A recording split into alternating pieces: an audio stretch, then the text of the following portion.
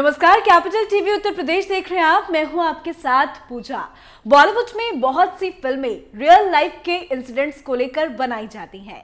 इन फिल्मों को लोग इसलिए देखना पसंद करते हैं ताकि असल में हुई घटना को एक बार फिर से देख और समझ सके। 2018 में एक फिल्म आई थी रेड। ये फिल्म कानपुर के एक इनकम टैक्स छापे पर बनी थी और अब एक बार फिर फिल्मी स्क्रिप्ट की तरह यूपी का एक मामला सामने आया है। जी हां, हम बात कर रहे हैं पीयूष जैन की।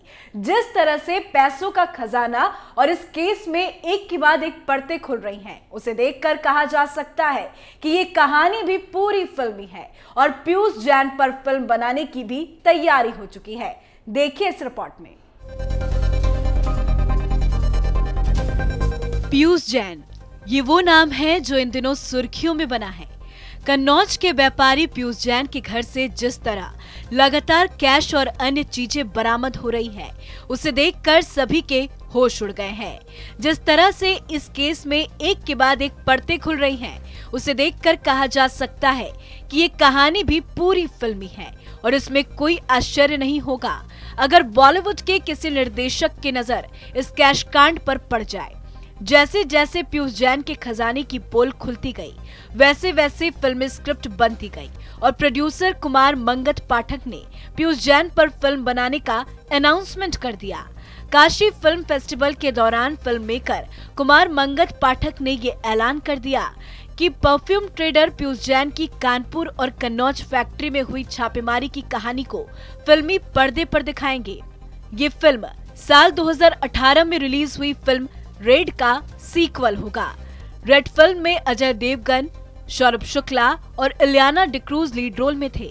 ये फिल्म सरदार इंदर सिंह के घर पर पड़ी साल 2019 की रेड पर आधारित थी। बता दें कि ये भारत के इतिहास की सबसे लंबी रेड थी जो 3 दिन और 2 रात तक चली थी। इस फिल्म को काफी पसंद किया गया था और अब रेड 2 पीयूष जैन की कहानी पर बेस्ड होगा, क्योंकि ये केस भी कानपुर केस के बाद दूसरा बड़ा केस बनता नजर आ रहा है, क्योंकि अब तक उनके घर से 257 करोड़ का कैश बरामद किया जा चुका है। इसके अलावा सोने के बिस्किट्स भी काफी संख्या में मिले हैं।